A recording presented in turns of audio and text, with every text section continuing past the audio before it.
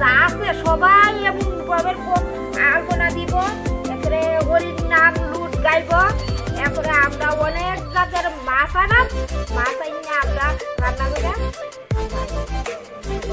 পুকা করি আমরা। আর কদিন আছে যে সংক্রান্তি? সুসংক্রান্তি সোমবারে। তো এখন কি মানে এই যে আলপনা দিতেছেন কয়দিন আগের থেকে শুরু করছেন? আমি আজকে থেকে দিতেছি।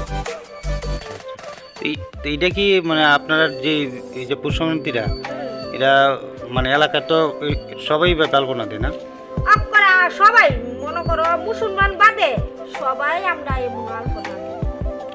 এই এলাকাটার নাম কি? কাঞ্চন। আপনার নাম?